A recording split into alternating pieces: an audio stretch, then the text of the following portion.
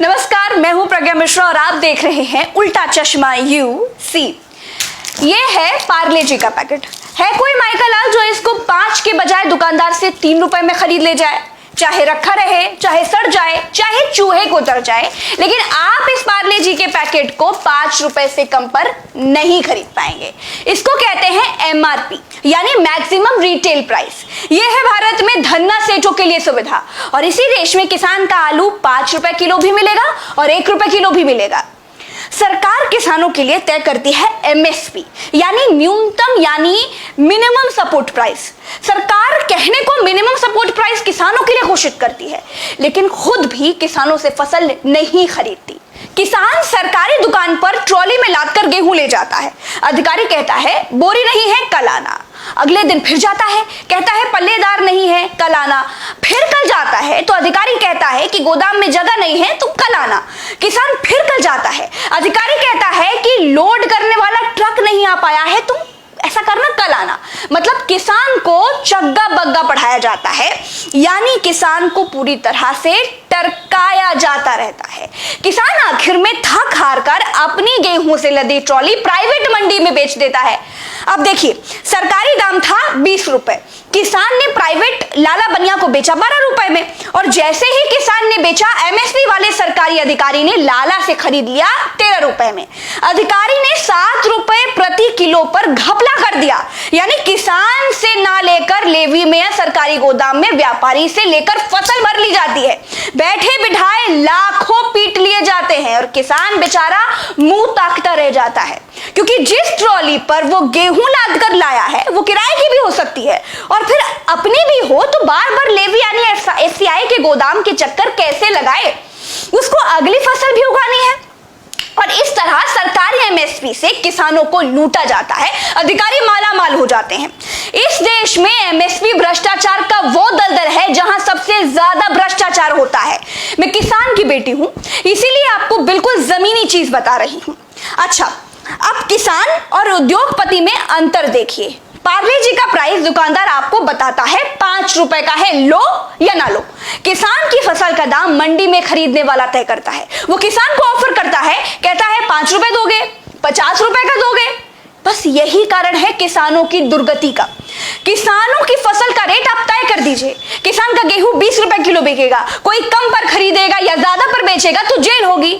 फिर देखिए किसानों की आय कैसे उनकी आमदनी दोगुनी हो जाती है। भारत कृषि प्रधान देश है, लेकिन भारत के किसानों को पता ही नहीं है कि इस बार धान 10 रुपए में बिकेगा या 20 रुपए में बिकेगा या फिर मंडी के बाहर फेंक कर वापस आना पड़ेगा। कृषि प्रधान देश में किसानों की छीछा दर है। आप पार्ले जी वाले को कहिए कि बिस्कुट बनाइए और मंडी में बेचिए, देखिए भाग खड़ा होगा। इनके डीलर किसानों की तरह पेड़ों में लटके हुए मिलेंगे। अब बात उस कानून की भी कर लेते हैं जो किसानों के लिए बनाया गया है।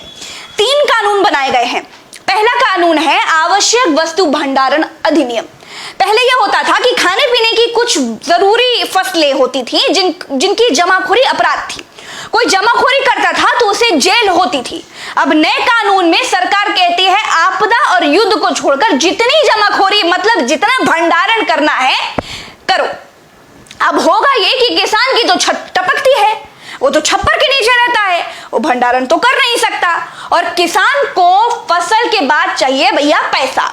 वो अगली फसल में लगाएगा, वो अगली फसल को उगाएगा, वो फसल को घर में रखकर करेगा क्या? अब बड़े बड़े उद्योगपति किसान से अनाज खरीदकर अपने गोदामों में भर लेंगे।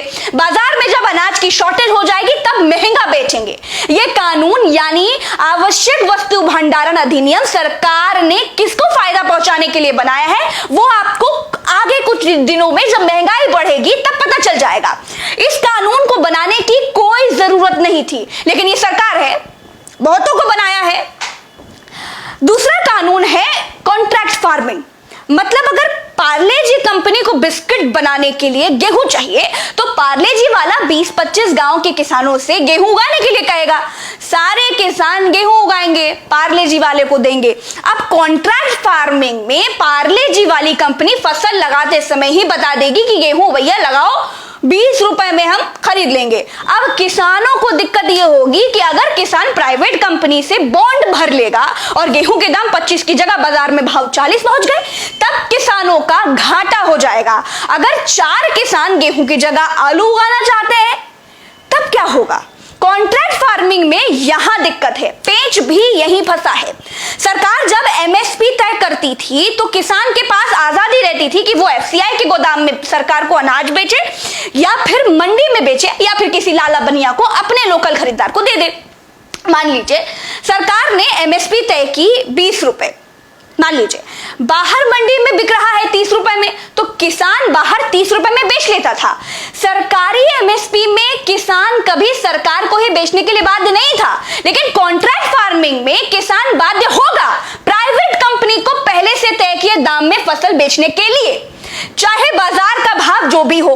कानून में कहीं भी एमएसपी का जिक्र नहीं किया गया है, यानी जो प्राइवेट कंपनी पहले से दाम तय करके किसान से फसल खरीदेगी वही एमएसपी होगी। हल्ला हंगामा इसीलिए है क्योंकि किसानों का कहना है कि सरकार प्राइवेट कंपनियों को आगे कर रही है, उनसे दाम लगवा रही है, जिससे सरकार पतली गली पकड़कर निकल ले। क्योंकि बीजेपी पहले से ही कह रही है कि एमएसपी सरकार पर फालतू का बोझ है और ये सब कुछ एमएसपी से पीछा छुड़ाने के लिए किया जा रहा है। तीसरे पर आते हैं। तीसरा है कृषि उत्पाद एवं वाणिज्य कानून। यहाँ इस कानून में सरकार कहती है कि किसान मंडी के अलावा कहीं भी अपनी फसल बेच सकता है, ऑनलाइन बेच सकता है। तो भैया सरकार जी, ये तो पहले से था। मेरा पका हुआ आम लखनऊ की दुबग्गा मंडी में बिकता है क्योंकि वो पास है और पके हुए आम को ज्यादा देर तक रखा नहीं जा सकता, तो सबसे पहले उसे मंडी पहुंचाना होता है।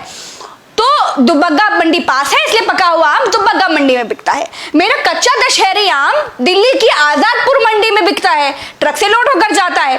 और देसी आम यानी जिस आम का अचार बनता है, जिसका सिरका बनता है, खटाई बनती है, वो आम दूसरे जिले की फरदपुर मंडी में बिकता है। और कुछ कटा फटा टूटा फूटा आम, जो छोटे आम बाग से अड़दिया ले जाता है, कहीं भी बेच सकते हो वाला कानून तो जुमला है। देखिए मेरी समझ से मैं अपने घर के व्यापार को जितना समझती हूँ वो आपको समझा दिया, जितना इस कानून के बारे में पढ़ा वो आपको बता दिया। सरकारी गोदामों में एमएसपी घोषित होने के बाद किन किसानों की फसल आसानी से बिना बहानेबाजी के खरीद ली जाती है या नहीं खरीदी जाती है, वो लोग कमेंट करके बताएं। आज के लिए बस इतना ही। जय हिंद, नमस्कार।